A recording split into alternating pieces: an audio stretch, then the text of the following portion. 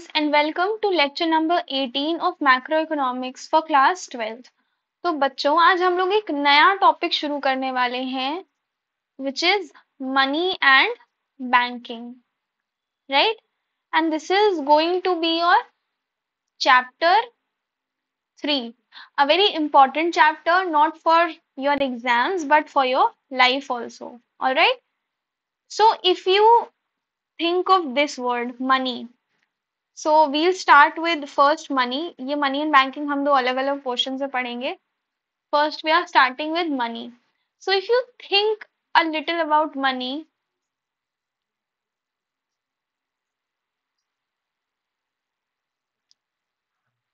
Right, तो money एक बहुत ही रीसेंट इन्वेंशन है, राइट, डिस्कवरी नहीं है क्योंकि ये पहले से एग्जिस्ट नहीं करती थी, ठीक है। So this concept is made by Mankind for their benefit only, all right? Money is something which is very important. It has to do with every one of us, each one of us. So our economy, अगर हम बोले हमारी economy का blood क्या है, so we can say money, we can resonate money is blood of our economy, ठीक है। तो अब हम मनी से शुरू करेंगे।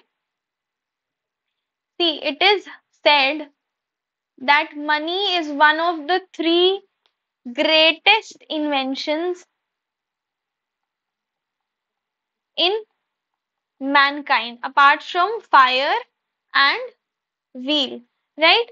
Modern economies, आपकी modern economies, they are money using economy. And why I said कि money एक recent invention है, क्योंकि पहले money की existence नहीं हुआ करती थी। ट्रेडिशनल सोसाइटी में there was no existence for money because surplus नहीं था, ठीक है, नीड्स नहीं थी, जरूरतें नहीं थी, राइट। सो मनी का अगर हम एक बैकग्राउंड समझें और सिर्फ एक वर्ड उसमें से निकालें, so the word should be exchange, right. देखो, exchange is of central significance in human life. Exchange is very important in human life. It is of the central significance, ठीक है। सारे इंडिविजुअल्स जो होते हैं वो खुद ही सब चीजें प्रोड्यूस नहीं कर सकते हैं। यस, ट्रेडिशनल सोसाइटीज में इंसान अपने लिए जो भी उनको उस वक्त 2 4 5 चीजों की जरूरत होती थी वो खुद का अपना काम देख लेते थे।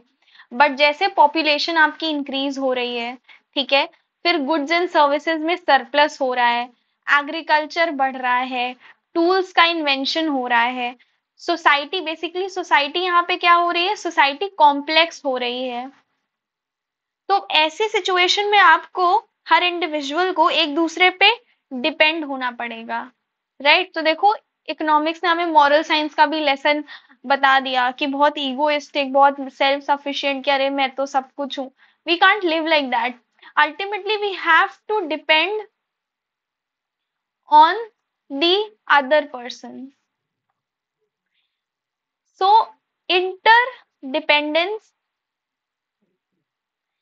interdependence implies exchange, all right, this thing is clear। तो एक्सचेंज से ही एक बहुत ही कॉमन डेफिनेशन है मनी की, which is very simple. It is a thing, money is a thing which is commonly accepted as a medium of exchange. But again, society जैसे जैसे complex हो रही है, इकोनॉमीज जितनी कॉम्प्लेक्स हो रही हैं, सरप्लस जितना बढ़ रहा है, पॉपुलेशन जैसे बढ़ रही है, मनी के फंक्शंस भी एक्सपैंड करते जा रहे हैं और ये एक्सपैंड करते रहेंगे। मनी अपना फॉर्म चेंज करता जा रहा है और ये फ्यूचर में भी अपना फॉर्म चेंज करता रहेगा, राइट। मनी अब कन्वीनियंस के लिए भी इम्पोर्टेंट है।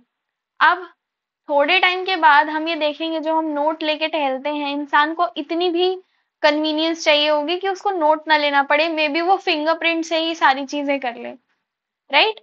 तो जैसे ही चीजें कॉम्प्लेक्स होती हैं, सरप्लस होता है, हमें मनी के चेंजिंग फॉर्म्स दिखते हैं, right. So money as exchange is the central to economic activity. Why? Because of exchange. Now modern economies बिना मनी के ट्रेड और ट्रांजैक्शंस में फेल हो सकती हैं, राइट।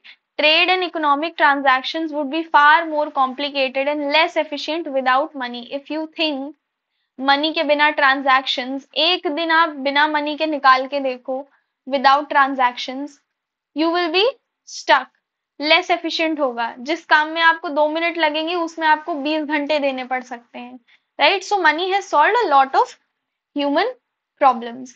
एक बार थोड़ा सा हम बैकग्राउंड देख लेते हैं मनी का। So we have started with, देखो जैसे ही एवोल्यूशन हुआ है ना, लोग पहले पहले जो ह्यूमंस थे वो कहीं भी रहते थे, फिर उनका मन उठ जाता था उस जगह से तो दूसरी जगह जाके चले जाते थे। जैसे ही सेटलमेंट शुरू हो गई, लोग एक जगह सेटल होके रहने लगे, घर बनने लगा, एग्रीकल्चर होने लगा, सरप्लस होने लगा, टूल्स हुआ, आयरन एज आई, कॉपर एज आई, ऐसी चीजें हुई, ठीक है। तो उन्होंने एक्सचेंज करना शुरू कर दिया, ठीक है। स्पेशलाइजेशन ऑफ गुड्स होने लगा, यानी एक इंसान मटका बनाता था तो वो दूसरे इंसान के गेहूं से उसको एक्सचेंज कर लेता था, वो स्पेशलाइज हो गया मटका बनाने में और सामने वाला स्पेशलाइज हो गया फार्मिंग में, राइट। बार्टर सिस्टम को हम अभी डिटेल में पढ़ेंगे, एक बार हम इसका फ्लो चार्ट देख लेते हैं, which I got from Tamil Nadu की SCERT. So we first start with barter system, ये अराउंड 9000 बीसी में था।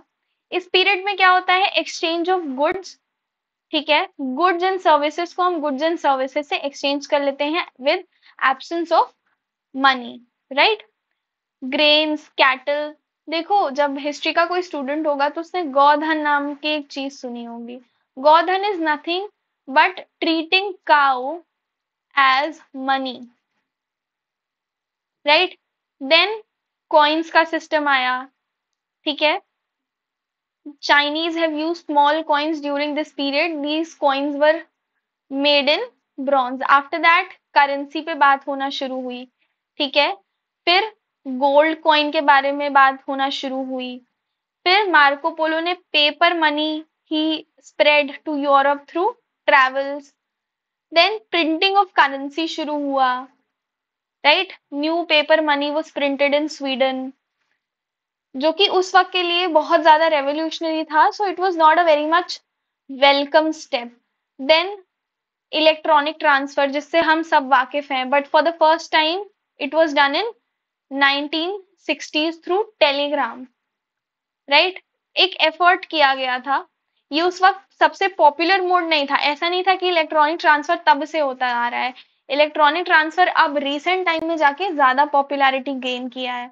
क्रेडिट कार्ड सबसे पहले, देखो ये जो चार्ट है ना, ये पहली बार वाला है, ठीक है।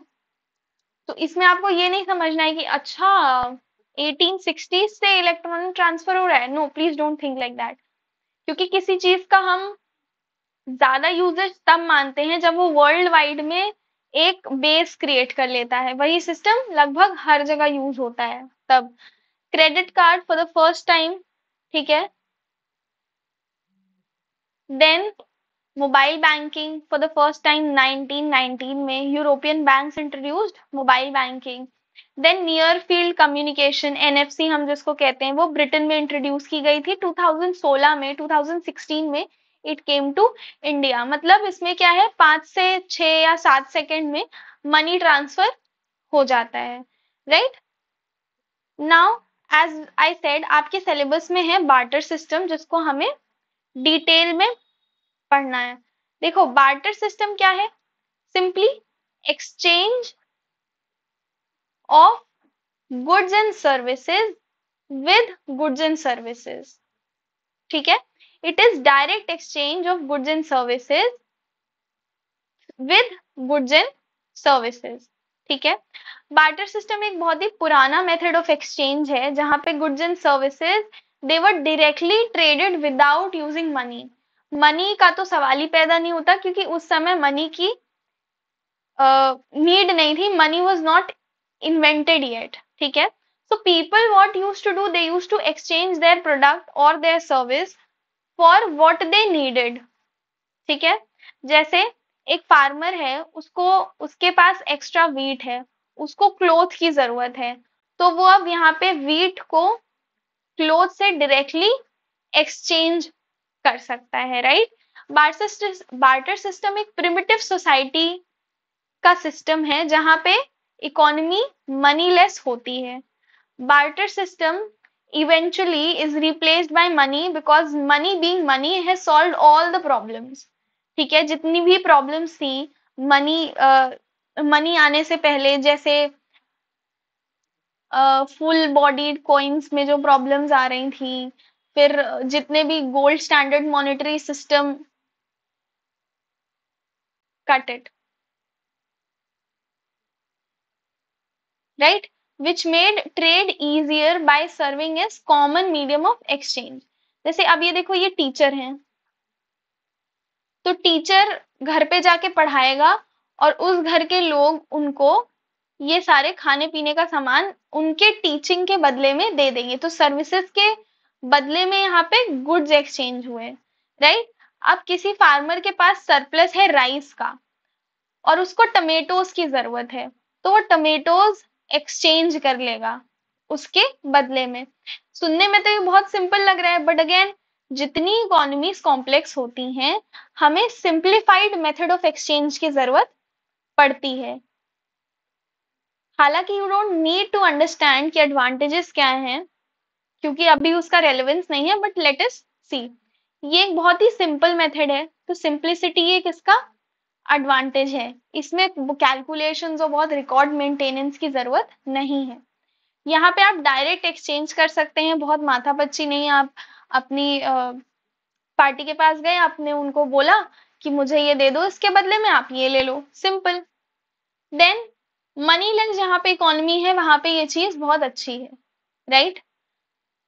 देन इन्फ्लेशन का रिस्क नहीं है क्योंकि करेंसी, देखो इन्फ्लेशन जो है ना, इन्फ्लेशन जब करेंसी की पिक्चर आती है, जब करेंसी पिक्चर में आता है तब इन्फ्लेशन या डिफ्लेशन की बात आती है, right. So there is no risk of inflation और करेंसी डिवैल्यूएशन।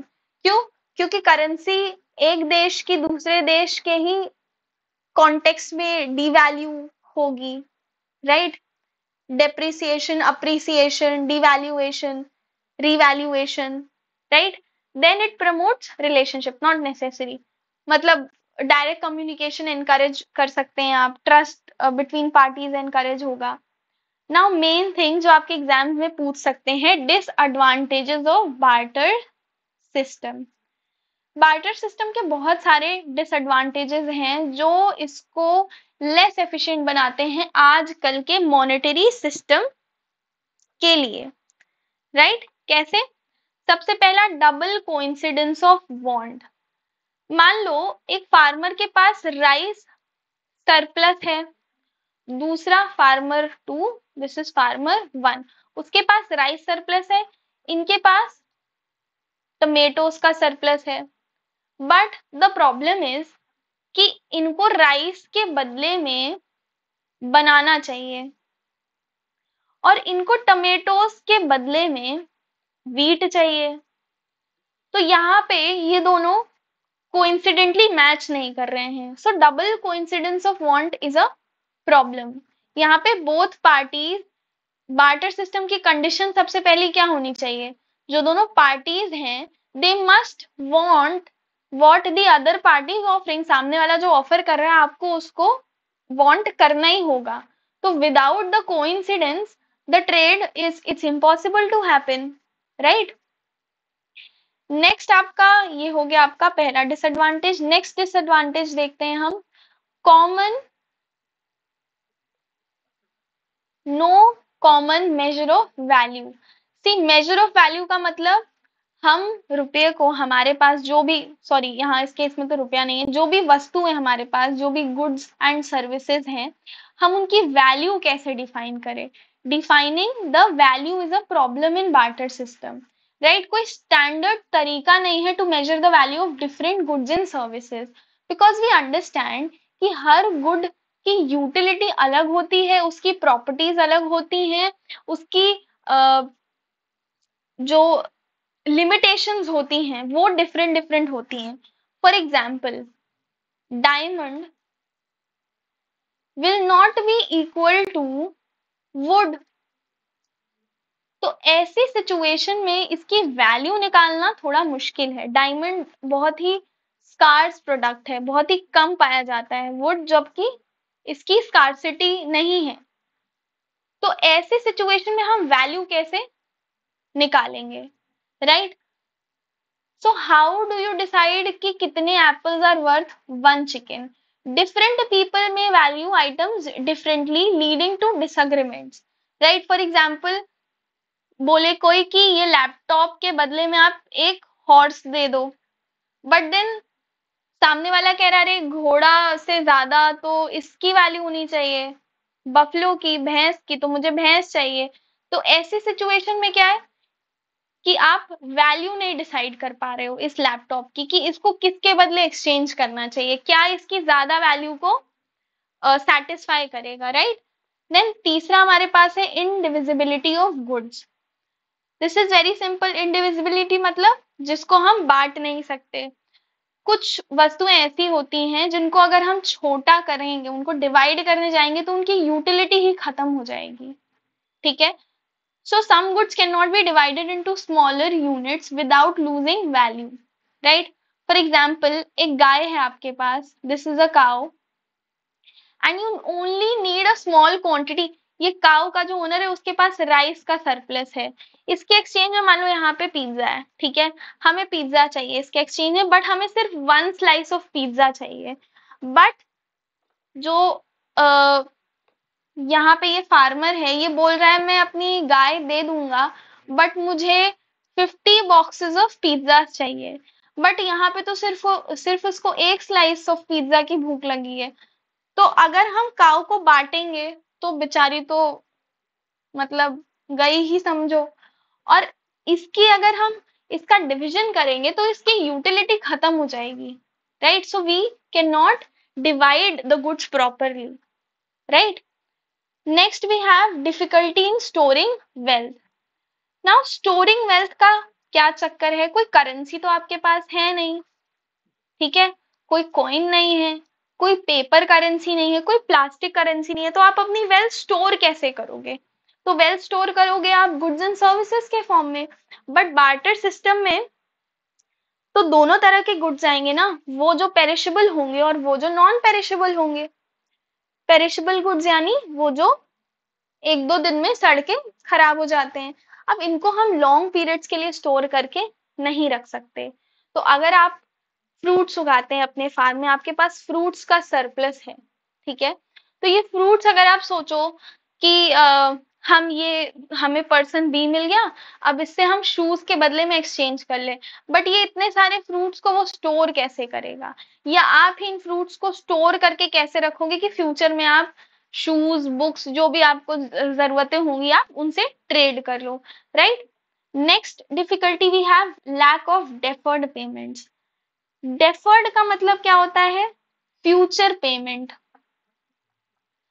फ्यूचर में पेमेंट मेक करना। जैसे आजकल देखो ईएमआई है ना, आईफोन ले लिया हमने ईएमआई पे, भरे ही जा रहे हैं, ठीक है, ये सहूलियत है, मॉनेटरी इकोनॉमी की ये सहूलियत है कि आप लोन ले सकते हो, आप क्रेडिट ले सकते हो, ठीक है।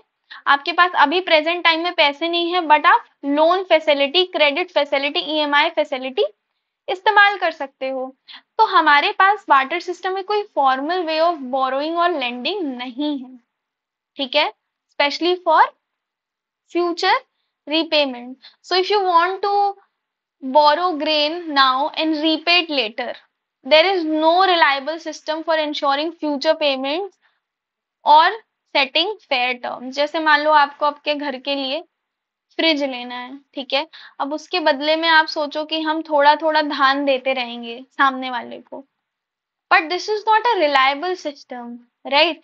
मे बी वो जो आपसे धान ले रहा होगा फ्रिज के बदले में, उसको धान की जरूरत अब एक टाइम के बाद रुक जाए, है ना। So we don't have a standard system here. Next we have complexity in large transaction. जहां बेटा बड़े ट्रांजैक्शंस आते हैं, वहां आप कितना सारा सामान लेके जाओगे। मान लो आपको आपके घर में बेटी की शादी है, बेटे की शादी, अब आपको उसमें बहुत सारा इन्फ्लो चाहिए ना गुड्स एंड सर्विसेज का। तो बड़े ट्रांजैक्शंस में ये सिस्टम कॉम्प्लेक्स हो जाता है, मतलब स्कोप लिमिटेड हो जाता है ट्रेड का। कैसे? जैसे if you are building a house, तो you need a lot of things, cement, बालू, ईटा, पत्थर, पेंट, ठीक है। तो अगर आप डायरेक्ट ट्रेड करने जाओ घर के चीजों के बदले में, तो कहाँ से मतलब इतनी सारी चीजें लेकर के आओगे एक साथ, वो भी कि हम उसको दे दें और उसके बदले ट्रेड कर लें, या आपको बना बनाया घर ही खरीदना है पूरा, ठीक है। So this is one complexity. Then we have high search cost and transaction cost. High search cost मतलब अभी आपको मालूम पड़ा this is a person A and this is a person B, चलो कोइंसिडेंस ऑफ वांट मिल गई, but ये आदमी 10 किलोमीटर दूर है इससे, 20 किलोमीटर दूर है, 200 किलोमीटर दूर है, कर लेते हैं इसे, ये 200 किलोमीटर दूर है। अब आपको पता तो चल गया आपकी मौसी से कि अरे हमारे घर में वो चीज है, तुम उससे ट्रेड कर लो। अब आप जाओ अपना साधन करके, आप पैदल, और पहले के जमाने में तो ये सारी चीजें, ट्रांसपोर्टेशन बहुत ही लो पे था अपनी, तो आप कैसे जाओगे? तो ऑब्वियसली पहले तो सर्च कॉस्ट बहुत हाई है, आप ढूंढो, आप सबसे बातें करो, आप बहुत सारे लोगों के बीच में कम्युनिकेट करो, ठीक है। तो finding someone who has what you need, ये तो मुश्किल है ही, तो सर्च कॉस्ट बढ़ जाएगा।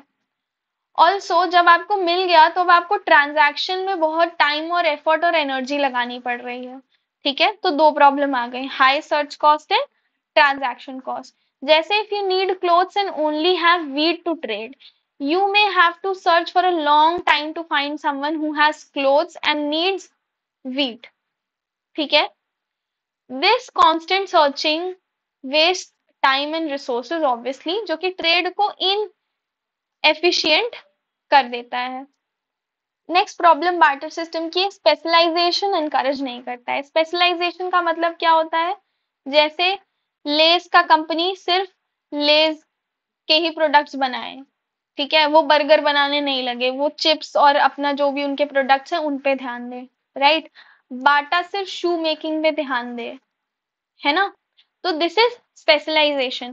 किसी ने एक काम पकड़ा, स्पेशलाइज किया, उसमें डिविजन ऑफ लेबर किया और वही प्रोडक्ट बनाने लगा जिसमें उनकी इकोनॉमीज ऑफ स्केल हो गई, राइट, जिससे अब उनके पास सरप्लस है। But barter system it fails to encourage specialization. Barter economies make it difficult for people to specialize in producing a single good or services, because उनको भी चीजों की जरूरत पड़ेगी and they'll constantly think कि अच्छा थोड़ा गेहूं उगाते हैं, थोड़ा सेब उगाते हैं, थोड़ा आम उगाते हैं, फर्नीचर भी बना लेते हैं, कब किसको बदले हमें क्या देना पड़े, राइट। तो स्पेशलाइजेशन डिस्करेज हो गया यहाँ तो, right. So in this example if you are a skilled carpenter, अगर आप एक स्किल्ड कारपेंटर हो, तो it is difficult for you to focus on making furniture. आप बहुत सुंदर फर्नीचर्स बनाते हो, आप बहुत स्किल्ड हो, बट आपके लिए मुश्किल है, राइट। बट अब आप इस पे फोकस नहीं कर सकते हो क्योंकि आपको मल्टीपल चीजों की जरूरत है। You will always need to find multiple people who want your furniture in exchange of foods, clothes, tools etcetera. अगर इसी जगह हमारे पास मनी होता, तो money allows you to specialize because you can sell your furniture for money and then use the same money for whatever you need, right? So that is why money was invented. अगर ये सारी problems नहीं होती barter economy में, तो money invent ही नहीं होता, है ना। So that's it. इसके बाद we'll meet in the next lecture. I hope you found this interesting. Keep learning.